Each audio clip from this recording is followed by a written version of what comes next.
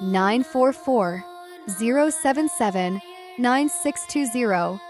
జై శ్రీమన్ ఏడుకొండల వెంకటరమణ గోవింద గోవింద నేను గోవిందమాల గురుస్వామి చాలా గోపాల గోవింద. జ్ఞానం అంటే ఏమిటి, జ్ఞానం ఎలా వస్తుంది, దాని యొక్క విశిష్టత ఏంటో మనం ఈరోజు తెలుసుకుందాము. ప్రతి ప్రాణికి ఒక పుట్టుక, ఒక జీవితం, ఒక అంతం ఉంటుంది. మనిషిగా మనం పుడతాము, పెరుగుతాము, లక్ష్యాన్ని నిర్దేశించుకుంటాము, వాటిని సాధిస్తాము. చివరికి ఒక ప్రశ్న వెంటాడుతూ ఉంటుంది, నేనెవరు. ఇది మామూలుగా అనిపించినా ఇది మీ జీవితాన్ని సమూలంగా మార్చే శక్తి కలిగి ఉంటుంది. ఈ వీడియోలో మనం ఏం చెప్తున్నామంటే, మనకు జ్ఞానయోగం ఇచ్చే సమాచారము, ఇది ఎలా సాధించాలి, ఈ జ్ఞానం అంటే ఏమిటి, దీన్ని యోగం ఎలా ఉంటుంది అనేది మనం సాధించాలి. సహజంగా మనము జ్ఞానం అంటే పుస్తకంలో ఉంటే తెలుసుకోవటం కాదు. ముఖ్యంగా హిందూ ధర్మంలో యోగ శాస్త్రంలో ఉంటుంది. అది ఉట్టి అక్షరశాస్త్రం కాదు, ఆత్మజ్ఞానాన్ని తెలుసుకోవాలి. మన లోపల సత్యాన్ని తెలుసుకోవటం, మన లోపల ఉన్న నిజమైన నేనెవరు అని అర్థం చేసుకోవటమే జ్ఞానయోగం. భగవద్గీతలో శ్రీకృష్ణుడు 4 ప్రధాన యోగ మార్గాలు ప్రస్తావించాడు: కర్మయోగము, భక్తి యోగము, రాజయోగము, జ్ఞానయోగం. వీటిలో జ్ఞానయోగం చాలా లోతైనది, సూక్ష్మమైనది. దీన్ని మన మనసును శుద్ధి చేస్తుంది, మన అజ్ఞానాన్ని తొలగించి నిజమైన స్వరూపాన్ని దర్శింపజేసే మార్గం. చాలామందికి ఏదో చాలా కఠినమైన మార్గం అనిపిస్తుంది. ఇది మన పుట్టుకతో వచ్చిన అపోహలని, భ్రమణలని, అహాన్ని పూర్తిగా తొలగించే ప్రక్రియ. నేనెవరు దీనితోనే మనం ప్రయాణం మొదలు పెడతాము. మన శరీరాన్ని నేను అనుకుంటాము. ఈ పేరు, ఈ కుటుంబము, ఈ సమాజంలో మన స్థానము, ఇవన్నీ నేనని నమ్ముతాము. కానీ ఈ శరీరం శాశ్వతమా? ఒకనాడు ఇది మట్టిలో కలిసిపోతుంది. మరి నేను కేవలం ఈ శరీరమైనా కాదు, జ్ఞానయోగం చెప్తుంది. అలా కాదు. ఈ ఒక నిజమైన జ్ఞానయోగి దేవుణ్ణి గుడిలోనో విగ్రహంలోనే వెతకడు, తనలోనే దైవత్వాన్ని దర్శిస్తాడు. ఎందుకంటే వేదాలు అహం బ్రహ్మాస్మి, నేనే బ్రహ్మ, తత్వమసి అంటే నేనే, నువ్వే అది అని వివరిస్తుంది. ఈ మహావాక్యాలు చెప్తుంది ఏంటంటే, మనలో ఉన్న ఆత్మ విశ్వాసంలో నిండి ఉన్న పరబ్రహ్మ స్వరూపానమని.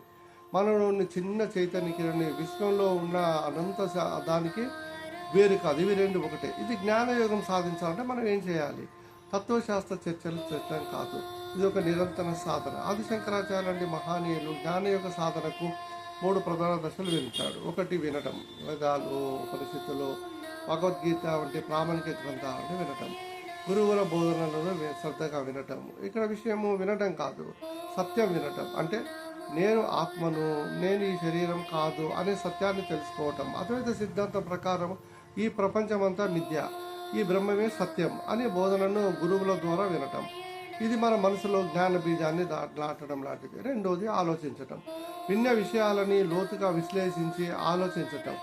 మనము లోపలిగా ఎప్పుడైతే ఉంటామో అలా ఆలోచిస్తామో మన బుద్ధితో, అనుభవంతో పరిశీలించాలి. ఈ శరీరం నాది కదా అంటే ఏమిటి, మరి నేనెవరు, ఆత్మ అంటే ఏమిటి, బ్రహ్మం అంటే ఏమిటి, ఇలాంటి ప్రశ్నలను మనసులో వేసుకొని వాటికి సమాధానాన్ని వెతుక్కోవడమే మన సందేహం. మన సందేహాలు తొలగించుకోవడం ముఖ్యం. ఒకదానికొక చెట్టు గురించి విన్నాం, ఆ చెట్టు ఎలా చూడగలను, అది ఏ ఆకారంలో ఉంటుంది ఆలోచించడం. మూడవది ధ్యానం. ఇప్పుడు ఇది వినడం, ఆలోచించడం ద్వారా సత్యాన్ని మనము ఈ ఆచరణలో పెట్టడం. నేనే బ్రహ్మని అనే భావనను మనసులో నిలబెట్టుకొని నిరంతరము దానిపై ధ్యానం చేయటం. మనసును బయట విషయాల నుండి వెనక్కి మళ్లించి అంతర్ముఖంగా అవటం. నేనెవరు అనే ప్రశ్నని ధ్యానంలో కేంద్ర బిందువుగా చేసుకొని ఆత్మస్వరూపాన్ని అని నమ్మి ఆ విధంగా నువ్వు చేసినట్లయితే ఇది ఒక మానసిక అభ్యాసం కాదు, ఇది ఒక అనుభూతి. ఈ స్థితిలోనే అహం అనేది కరిగిపోతుంది. ఉదాహరణకి చెట్టు ఉందని తెలుసుకున్నావు, ఎలా ఉంటుందో ఊహించుకున్నావు. ఇప్పుడు కళ్ళ ముందు చెట్టును చూసినప్పుడు కలిగే అనుభూతి జ్ఞానం.